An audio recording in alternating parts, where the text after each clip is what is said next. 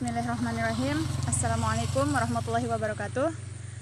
Saya di sini sebagai pemateri pertama akan menyampaikan makalah kami yang berjudul memahami tentang pembelajaran kurikulum dalam pembelajaran bahasa Arab. 1. Pengertian manajemen kurikulum pendidikan dan kurikulum pembelajaran bahasa Arab. Kata kurikulum awal mulanya digunakan dalam dunia olahraga pada zaman Yunani kuno. Kurikulum dalam bahasa Yunani berasal dari kata karir, artinya pelari, dan kurer yang berarti tempat berpacu. Sehingga kurikulum diartikan jarak yang harus ditempuh oleh pelari. Kemudian pengertian ini diterapkan dalam bidang pendidikan. Dalam bahasa Arab, istilah kurikulum diartikan dengan manhaj, yakni jalan terang yang dilalui oleh pendidik atau guru dengan peserta didik untuk mengembangkan pengetahuan, keterampilan dan sikap serta nilai-nilai al-khuli. Menjelaskan manhaj merupakan seperangkat rencana dan media untuk mengantarkan lembaga pendidikan dalam mewujudkan tujuan pendidikan yang diinginkan. Selain pengertian kurikulum yang telah disebutkan di atas, Saylor Alexander dan Lewis 1981 pernah membuat kategori rumusan pengertian kurikulum, yaitu kurikulum sebagai rencana tentang pengalaman belajar, kurikulum sebagai rencana tentang ujian tentang tujuan pendidikan yang hendak dicapai, kurikulum sebagai rencana tentang kesempatan belajar. Dari beberapa definisi yang telah pemakalah tulis, maka dapat diambil kesimpulan dari beberapa pengertian kurikulum, bahwa yang dimaksud dengan kurikulum dalam konteks pendidikan adalah suatu perencanaan yang ditawarkan oleh sebuah penetapan lembaga pendidikan untuk mencapai tujuan yang sama-sama memiliki pencapaian dan penetapan arah tersebut. Definisi kurikulum dalam pembelajaran bahasa Arab, pemakalah menggunakan definisi tumakninah, tu'aimah, yaitu suatu pengaturan yang ditempuh dengan cara membekali para siswa dengan pengalaman-pengalaman yang berunsur kognitif, afektif, dan psikomotorik, yang mana dapat memungkinkan mereka dalam berkomunikasi dengan bahasa Arab, yang notabene berbeda dengan bahasa ibu mereka. Tu'aimah dan Al-Nakah juga menyatakan bahwa dalam kurikulum pembelajaran bahasa Arab terdiri dari beberapa komponen yang saling berkaitan, yaitu tujuan, isi dan tingkatan, metode, media, dan kegiatan pembelajaran, panduan guru, dan evaluasi.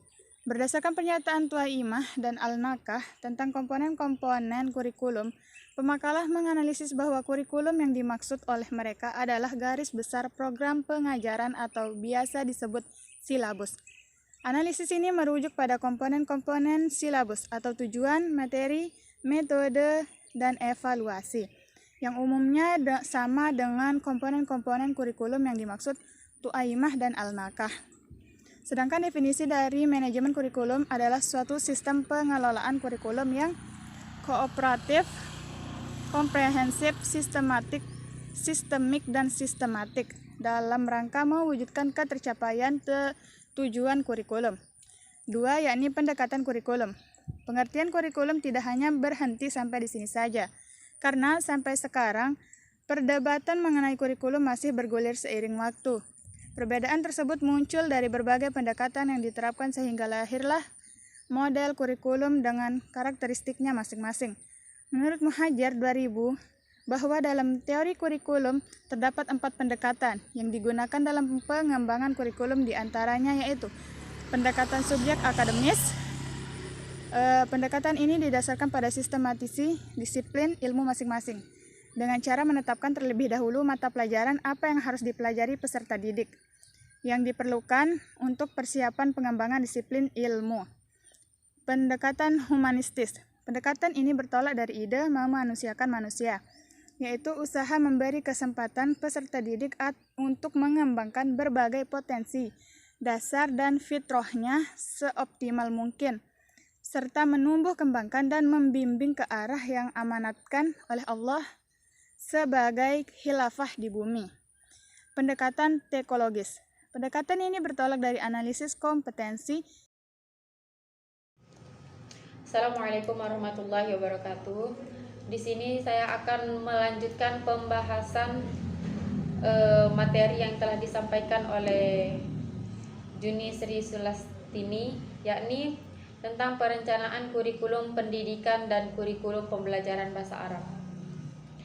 Jadi, perencanaan kurikulum itu adalah perencanaan kesempatan-kesempatan belajar yang dimaksudkan untuk membina siswa ke arah perubahan tingkah laku yang diinginkan dan menilai sampai mana perubahan-perubahan telah terjadi pada diri siswa.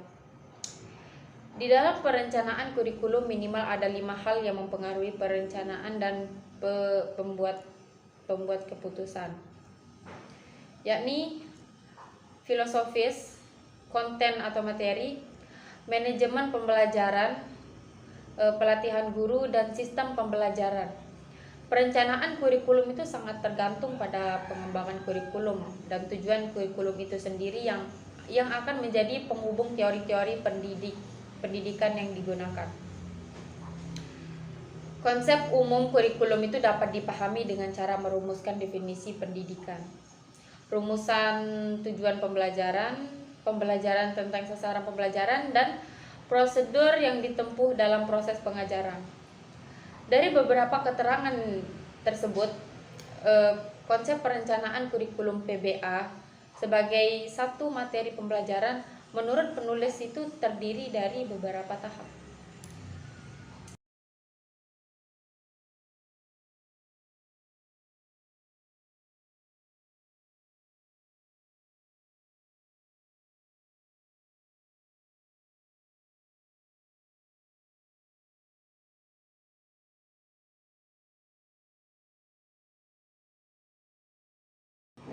Dalam Permendiknas nomor 19 tahun 2007 tentang perencanaan program dalam bidang kurikulum dan kegiatan pembelajaran disebutkan setiap guru bertanggung jawab menyusun silabus setiap mata pelajaran yang diampunya sesuai dengan standar isi, standar kompetensi, dan dalam penyusunannya.